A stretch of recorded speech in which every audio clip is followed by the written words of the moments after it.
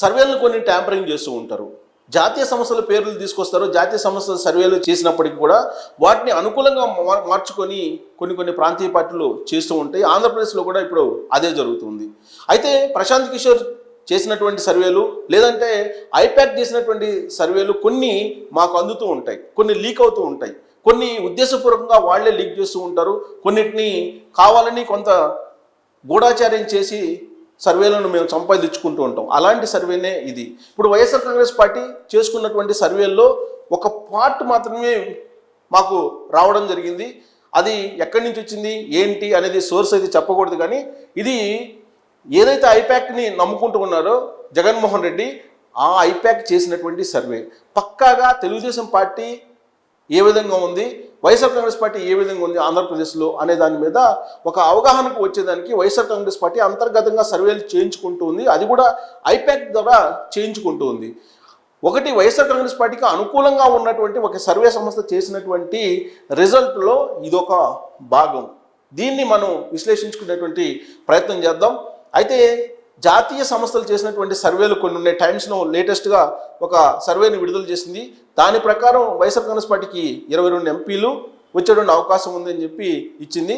But ఆ రిజల్ట్ను ఉల్టా చేసి ప్రొజెక్ట్ చేయడం జరిగింది అనేది ఇప్పుడు తెలుగుదేశం పార్టీ భావిస్తూ ఉంది. దానికి సంబంధించిన ఆధారాలు కూడా చెప్పి ఆ సంస్థకి ఎన్ని కోట్ల రూపాయలు వైఎస్ఆర్ కాంగ్రెస్ పార్టీ ఇచ్చింది అనేటువంటి కొన్ని డాక్యుమెంట్స్ని కూడా తెలుగుదేశం పార్టీ బయటపెట్టింది. అయితే దాని జోలికి వెళ్లకుండా వైఎస్ఆర్ కాంగ్రెస్ పార్టీకి సంబంధించినటువంటి ఒక సర్వే సంస్థ జగన్మోహన్ రెడ్డికి ఇచ్చినటువంటి ప్రొజెక్ట్ చేసినటువంటి రిజల్ట్లో కొంత భాగాన్ని మాత్రమే మాకు రావడం జరిగింది. దాన్నే మీకు ప్రొజెక్ట్ చేసేటువంటి ప్రయత్నం చేస్తాం. సో ఆ సంస్థ ఇచ్చినటువంటి దాని ప్రకారం వైఎస్ఆర్ కాంగ్రెస్ పార్టీకి సంబంధించినటువంటి ఒక సంస్థ సర్వే చేసి ఇచ్చిన దాని ప్రకారం ఆంధ్రప్రదేశ్లో ఉండేటువంటి పరిస్థితి, ఓట్ షేర్ ఏ విధంగా ఉంది, ఏ పార్టీకి ఏ విధంగా ఉంది అనేది కనుక తీసుకుంటే వైఎస్ఆర్ కాంగ్రెస్ పార్టీకి 39.60% ఉంది. తెలుగుదేశం పార్టీ జనసేన కూటమికి 53.10 ఉంది. ఇక్కడ అదర్స్ 3.80, సైలెంట్ ఓట్ ఫ్యాక్టర్ 3.50, అంటే 3.5, 3.8 అదర్స్ ప్లస్ ఇక్కడ మనం ఓటర్స్ అంటే సైలెంట్ ఓట్ ఫ్యాక్టర్, అంటే దీన్నే మనం తటస్థ ఓటర్ అని చెప్పి అనుకోవచ్చు. ఇది 3.50. ఈ మొత్తం కలిపితే మనం లెక్కేస్తే కనుక 8, 5, 13, ఇక్కడ 6, 1, 7, అంటే 7.30% ఉందండి. దీన్ని ఎక్స్పెక్ట్ చేయలేకపోయింది ఈ సంస్థ. ఈ పర్సంటేజ్ని ఎక్స్పెక్ట్ చేయలేదు. బట్ ఈ పర్సంటేజ్, ఈ 7.3% అనేది ఎటు వెళ్తుంది అనే దాని మీద ఆ సంస్థ వైఎస్ఆర్ కాంగ్రెస్ పార్టీకి సంబంధించిన ఒక సర్వే సంస్థ ఎక్స్పెక్ట్ చేయలేదు.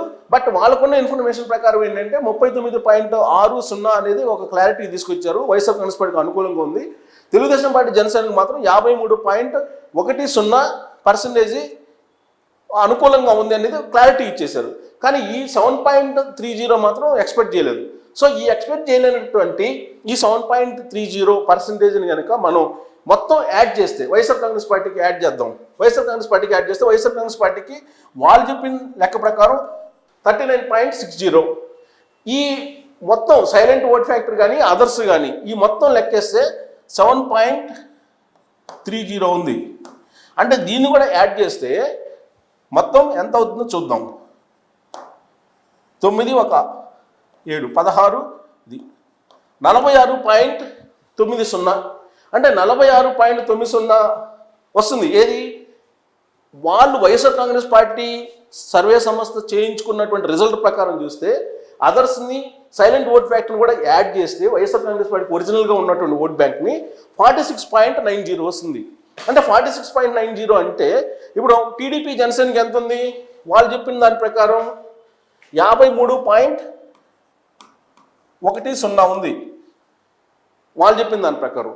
అంటే ఇప్పుడు మొత్తం వైఎస్ఆర్ కాంగ్రెస్ పార్టీకి ఒరిజినల్గా ఉన్నటువంటి పర్సంటేజ్ ప్లస్ ఈ పర్సంటేజ్ యాడ్ చేసుకుంటే మనం 46.90 వచ్చింది. సో 46.90 దీన్ని మనం తీసేద్దాం. ఎంత అంటే ఇది చూద్దాం. 0, 11 9 పోతే 2, 12 6 పోతే 6. సో 6.20 6.20 హైయెస్ట్ ఉందండి. ఇప్పుడు వాళ్ళు చెప్పినటువంటి ఒకవేళ వాళ్ళు చెప్పినటువంటి దాన్ని 7.30 అనే దాన్ని ఎక్స్పెక్ట్ చేయలేకపోతున్నాం, ఈ పర్సెంటేజ్ ఎటుపోతుందని చెప్పి వాళ్ళు చెప్పిన సర్వే ప్రకారం ఈ 7.30% కూడా వైఎస్ఆర్ కాంగ్రెస్ పార్టీకి యాడ్ చేస్తే అది 46.90 ఉంది. బట్ ఇప్పుడు క్లారిటీ వచ్చిన దాని ప్రకారం 53.10 తెలుగుదేశం పార్టీ జనసేనకు ఉంది. దీంట్లో నుంచి ఈ 53.10 నుంచి 46.90 తీసేస్తే 6.20 ఉంది. అంటే హైయెస్ట్ 6.20 హైయెస్ట్ ఉంది. ఏది వైఎస్ఆర్ కాంగ్రెస్ పార్టీ కన్నా కూడా తెలుగుదేశం పార్టీ జనసేన కూటమికి 6.20% హైయెస్ట్ ఉంది. అంటే ఈ పర్సెంటేజ్లో ఒకవేళ ఇప్పుడు రాబోయేటువంటి రోజుల్లో ఇంకా ఓటు శాతం పెంచుకోవాలి అని అంటే ఇప్పుడు ఇంకా 3% పైన పెంచుకోవాలి, 3.5% పెంచుకోవాలి వైఎస్ఆర్ కాంగ్రెస్ పార్టీ. అప్పుడు కానీ కొంచెం నువ్వా నేనన్నట్టు పోటీలో ఉండేట్టు అవకాశం లేదు. ఏది కూటమి కన్నా వైఎస్ఆర్ కాంగ్రెస్ పార్టీ మధ్య కూటమి నువ్వా నేనన్నట్టు పోటీ ఉండాలంటే ఇంకా 3.5% పెంచుకోవాలి ఓట్ బ్యాంక్ని వైఎస్ఆర్ కాంగ్రెస్ పార్టీ. ఇది అప్పటికి కూడా ఈ సైలెంట్ ఓట్ ఫ్యాక్టరు అదర్స్ అన్నీ కలిపితే ఇవన్నీ వైఎస్ఆర్ కాంగ్రెస్ పార్టీ వస్తాయి అనుకుంటే నేను చెప్పేది అంటే ఈ 3.5% రాబోయేటువంటి 2 నెలల్లో పెంచుకోగలదా వైఎస్ఆర్ కాంగ్రెస్ పార్టీ అసలు. ప్లస్ ఈ సైలెంట్ ఓట్ ఫ్యాక్టర్ అనేది తటస్థ ఓట్ ఫ్యాక్టర్ కింద తటస్థ ఓటర్స్ కింద మనం తీసుకోవాలి. ఈ తటస్థ ఓటర్ అనేవాళ్ళు వైఎస్ఆర్ కాంగ్రెస్ పార్టీకి వెళ్తారా, వెళ్ళేటువంటి అవకాశం లేదు అని చెప్పి మనం విశ్లేషణ చేసుకోవచ్చు.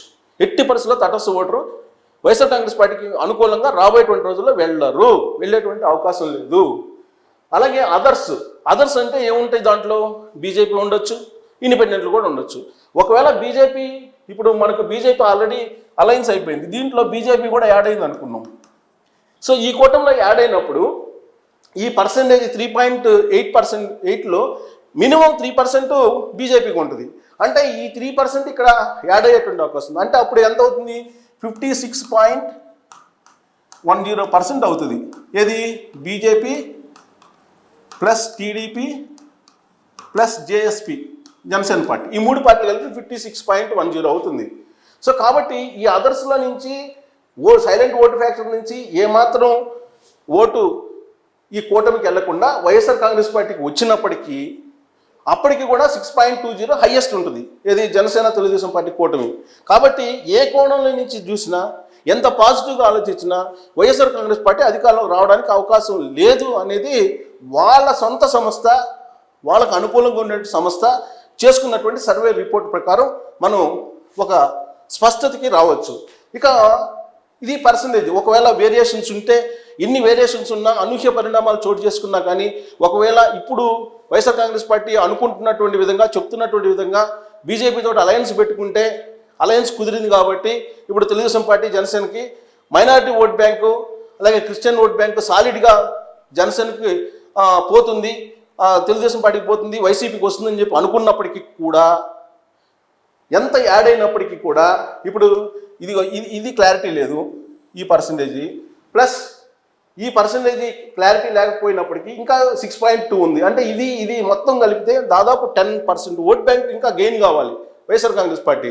10% ఓట్ బ్యాంక్ గెయిన్ అయ్యే అవకాశం ఉందా రాబోయే రోజుల్లో అంటే ఎట్టి పరిస్థితుల్లో లేదు. ఒకవేళ బీజేపీ తోటి పొత్తు పెట్టుకున్నందువల్ల నష్టపోయింది తెలుగుదేశం పార్టీ జనసేన అనుకున్నప్పటికీ కూడా అంత 10% ఓట్ బ్యాంక్ నష్టపోయేటువంటి అవకాశం ఉండదు. ప్లస్ నష్టం అనేది ఒక కోణం నుంచి చూస్తే బీజేపీతో పొత్తు పెట్టుకున్నందువల్ల లాభం అనేటువంటి కోణాన్ని తీసుకున్నా కానీ ఇప్పుడు వైశ్య సామాజిక వర్గం, బ్రాహ్మణ సామాజిక వర్గం ఇలాంటివన్నీ కూడా ఉన్నాయి. అలాగే రాముడి ప్రతిష్ఠ తర్వాత వచ్చినటువంటి హిందూ ఓట్ బ్యాంక్ ఇవన్నీ కూడా కొంచెం ప్లస్ పాయింట్స్ ఉన్నాయి. కాబట్టి భారీగా నష్టపోయేటువంటి అవకాశం ఉండదు.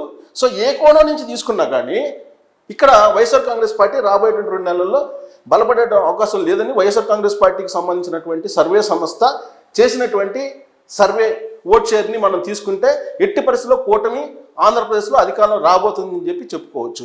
సో వాళ్ళు చేసిన సర్వే ప్రకారం వైఎస్ఆర్ కాంగ్రెస్ పార్టీకి 22 అసెంబ్లీ స్థానాలు, తెలుగుదేశం పార్టీ జనసేనకి 153 వచ్చేటువంటి అవకాశం ఉందని చెప్పి చెప్తున్నారు. కేవలం 22 మాత్రం వైఎస్ఆర్ కాంగ్రెస్ పార్టీకి వచ్చేటువంటి అవకాశం ఉంది. After analysing the collected data expected assembly constituencies for parties అని చెప్పి తెలుగుదేశం పార్టీ జనసేన కూటమికి 153 కేవలం 22 మాత్రమే వైసీపీకి వచ్చేటువంటి అవకాశం ఉందని చెప్పి గ్రాఫులతో సహా వాళ్ళు వేయటం జరిగింది. అంటే ఈ సర్వే సంస్థ పేరు కూడా చెప్పొచ్చు, బట్ చెప్తే వైఎస్ఆర్ కాంగ్రెస్ పార్టీ వాళ్ళకి ఇచ్చినటువంటి ప్యాకేజీ అనేది పోతుంది. రాబోయేటువంటి రోజుల్లో వాళ్ళ మధ్య జరిగిన ఒప్పందం కూడా పోతుంది కాబట్టి వాళ్ళకి చేయడం ఇష్టం లేదు. అందుకే ఆ సర్వే సంస్థ పేరు చెప్పను కానీ, బట్ ఇది మాత్రం పక్కాగా వైఎస్ఆర్ కాంగ్రెస్ పార్టీకి పనిచేస్తున్నటువంటి సర్వే సంస్థ. ఈ సర్వే సంస్థ ఇచ్చిన దాని ప్రకారం ఏ కోణం నుంచి ఎటువైపు నుంచి చూసినా వైఎస్ఆర్ కాంగ్రెస్ పార్టీ ఆంధ్రప్రదేశ్లో అధికారంలోకి రావడానికి అవకాశం లేదని చెప్పి ఈ ఓట్ షేర్ కానీ లేదంటే ఈ పర్సంటేజ్లు కానీ చూస్తే అర్థమవుతుంది.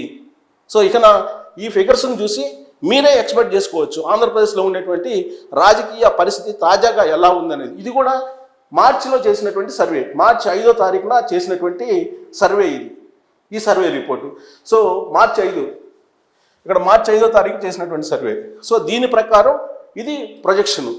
ఏ కోణం నుంచి చూసినా కానీ వైఎస్ఆర్ కాంగ్రెస్ పార్టీకి సానుకూలమైనటువంటి పరిస్థితులు లేవు అనేది స్పష్టంగా తెలుస్తుంది. అది కూడా వైఎస్ఆర్ కాంగ్రెస్ పార్టీకి సంబంధించినటువంటి సర్వే సంస్థ ఇచ్చినటువంటి ప్రొజెక్షన్స్ ఇవి. సో ఇక మీరు అర్థం చేసుకోండి వైఎస్ఆర్ కాంగ్రెస్ పార్టీ పరిస్థితి ఆంధ్రప్రదేశ్లో ఎలా ఉంది అనేది, రాజకీయ పరిస్థితి ఎలా ఉంది అనేది. బీజేపీతో పొత్తు పెట్టుకుంటే తెలుగుదేశం పార్టీ జనసేన ఎంత నష్టపోయినా ఏమవుతుంది అనేది కూడా మీరు ఒక అంచనాకు రావచ్చు. Thank you very much.